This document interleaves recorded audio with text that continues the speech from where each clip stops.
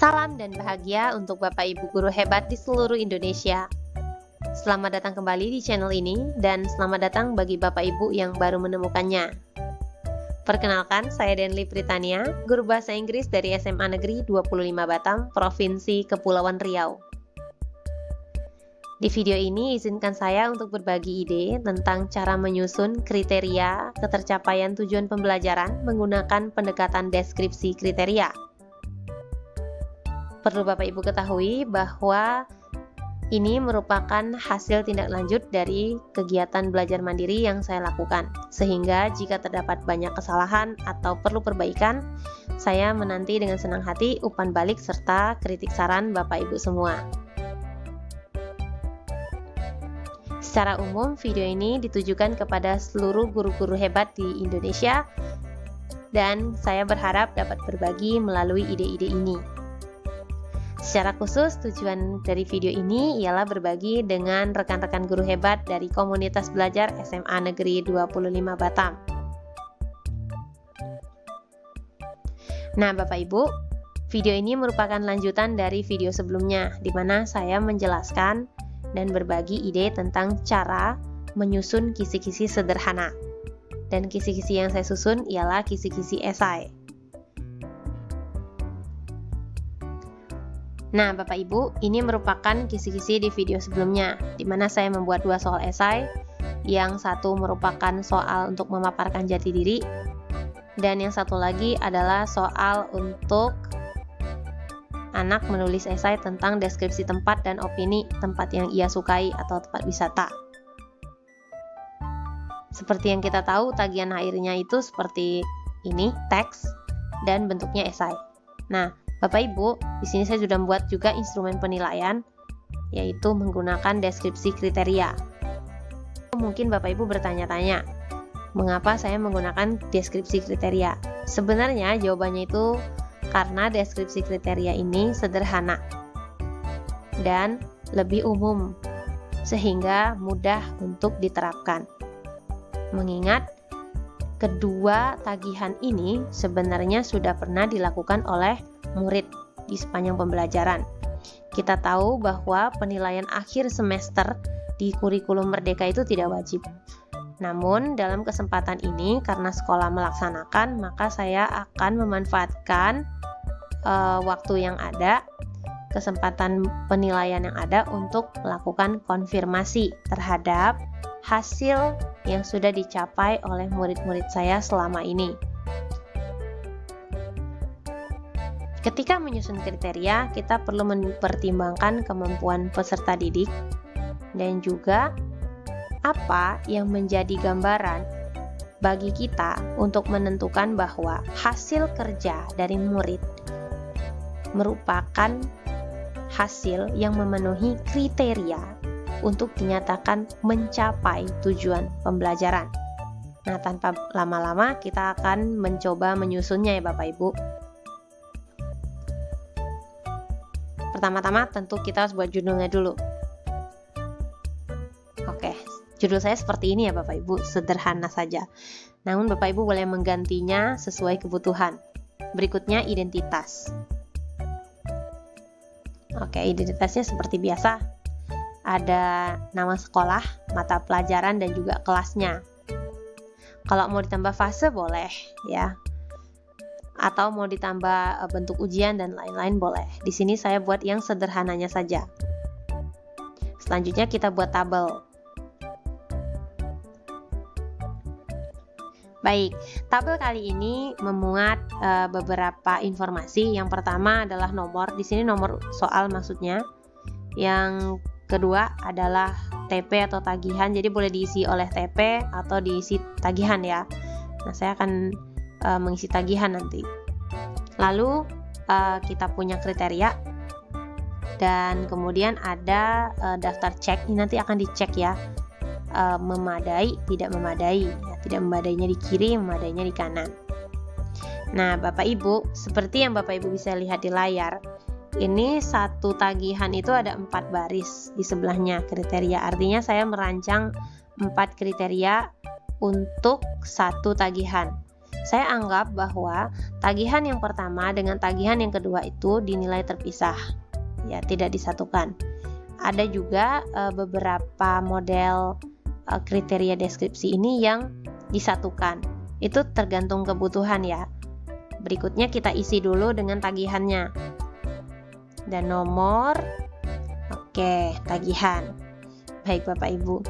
Jadi ketika sudah diisi dengan nomor dan tagihan, kita lihat di sini, ini kan tagihannya yang pertama merespon menyusun teks perkenalan diri, yang kedua itu dia menyusun teks deskripsi dan opini. Lalu saya akan buat tagihan, gitu kan. Nah, sebelum saya menunjukkan kriterianya, saya akan kembali berefleksi tentang seberapa jauh kemampuan murid saat ini dan apa yang menjadi syarat atau kriteria yang akan memberikan gambaran bahwa yang dikerjakan atau hasil kerja murid saya sudah memenuhi atau memadai kriteria untuk mencapai tujuan pembelajaran yang diharapkan. Nah, Bapak Ibu, mari kita ambil contoh yang pertama, yang nomor 1 ini. Di sini kan paparan perkenalan diri. Apakah cukup jika murid menuliskan kalimat my name is blank blank blank, ya, my name is bla bla bla, lalu address, terus dia pakai titik 2 saja, lalu alamat, lalu age gitu ya, bukan I am berapa years old tapi age gitu kan, sering ketemu ya. Lalu ada yang buat mungkin dia tidak menggunakan kalimat itu gitu, dan itu kita anggap selesai gitu, mencapai. Atau ada anak yang tata bahasanya tidak lengkap atau seperti apa. Nah, itu yang perlu dipikirkan ketika menyusun sebuah teks. Apa sih kriterianya gitu? Apa yang diminta? Makanya saya akan menurunkan kriteria seperti ini.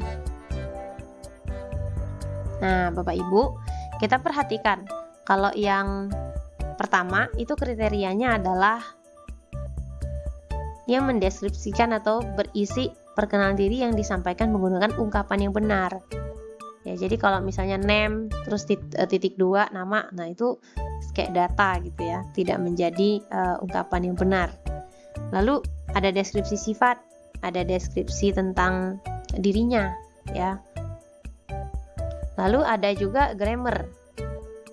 Tidak ada atau hanya terdapat sedikit. Nah, mungkin ada yang bertanya juga, kok ini kriterianya pakai atau gitu ya. Nah, saya itu membuat kriteria seperti ini karena mempertimbangkan kemampuan rata-rata murid yang saya ampu saat ini. Dimana kalau diperhatikan, yang grammarnya itu perfect 100% itu sangat sedikit. Jadi ketika saya buat kriteria, tidak ada kesalahan tata bahasa, saya yakin akan ada banyak yang tidak memenuhi kriteria ini. Sehingga perlu disesuaikan dengan kondisi murid secara nyata di lapangan. Lalu ini adalah kontennya ya, konten atau jumlah kalimat yang diinginkan adalah 10 kalimat utuh dalam bentuk paragraf. Jadi nggak boleh poin-poin. Sudah ditulis itu paragraf. Jika nanti ada murid yang buatnya poin-poin, maka dia dianggap tidak memenuhi kriteria. Lalu yang kedua juga seperti itu. Yang kedua ini harus menjelaskan tentang deskripsi dan juga harus ada opininya. Kalau hanya deskripsinya saja dan opininya tidak ada, maka yang saya tulis memadai hanya deskripsinya, sedangkan opininya saya buat tidak memadai. Begitu juga dengan grammar dan juga ada konten atau panjang dari esai yang diharapkan. Itu kan minimalnya 12 kalimat utuh. Kalimat utuh itu adalah kalimat yang ada subjeknya, ada predikat atau verbnya, lalu ada objek atau keterangan. Itu kalimat utuh. Bapak Ibu setelah punya kriteria ini, nanti ketika saya mengecek esai hasil kerja murid, saya akan dapat menganalisis berdasarkan pertimbangan-pertimbangan pada kriteria. Lalu bagaimana saya menentukan bahwa seorang murid itu sudah dianggap mencapai? Jangan lupa, ini yang penting, harus memasukkan catatan. Nah, harus ada catatan. Catatan yang menyebutkan bahwa anak atau murid itu dianggap mencapai tujuan pembelajaran apabila 3 dari 4 kriteria pada setiap tagihan itu tercapai. Berarti contohnya, kalau misalnya di paparan ini, di paparan yang pertama, paparan jati diri maksudnya, bukan yang deskripsi ya, tapi yang di atas ini. Kalau misalnya dia mencapai 3 dari 4 ini, maka dia dianggap memenuhi atau mencapai tujuan pembelajaran yang pertama. Sedangkan jika di yang nomor 2 dia hanya mencapai 2, maka dia tidak atau belum mencapai tujuan pembelajaran. Lalu ada catatan kedua. Catatan kedua adalah murid dianggap tuntas ujian apabila kedua-dua tujuan tercapai. Nah, seandainya ada murid yang di tagihan pertama keempat kriterianya terpenuhi, sedangkan di tagihan yang kedua hanya 2 yang terpenuhi, maka kan tujuan tercapainya hanya 1, sedangkan 1 belum tercapai, maka ia tidak tuntas. Nanti akan dilakukan perbaikan hanya di yang tidak tuntas saja, gitu. Nah, kira-kira seperti inilah cara saya menyusun kriteria ketercapaian tujuan pembelajaran menggunakan pendekatan deskripsi kriteria. Bapak Ibu boleh mencoba menyusunnya, dan untuk informasi lebih lanjut bisa Bapak Ibu pelajari di platform Merdeka Mengajar di bagian pelatihan mandiri topik kriteria ketercapaian tujuan pembelajaran. Di sana akan dijelaskan apa itu KKTP, 3 pendekatan yang bisa digunakan, dan bagaimana mencapai tujuan pembelajaran. Serta ada juga tentang kenaikan kelas dan kelulusan. Nah, seperti inilah hasil deskripsi kriteria yang sudah saya rancang. Terima kasih kepada Bapak Ibu yang sudah menonton video ini dari awal hingga akhir. Mohon maaf jika ada penyampaian yang masih kurang, dan semoga bermanfaat. Terima kasih, salam semangat.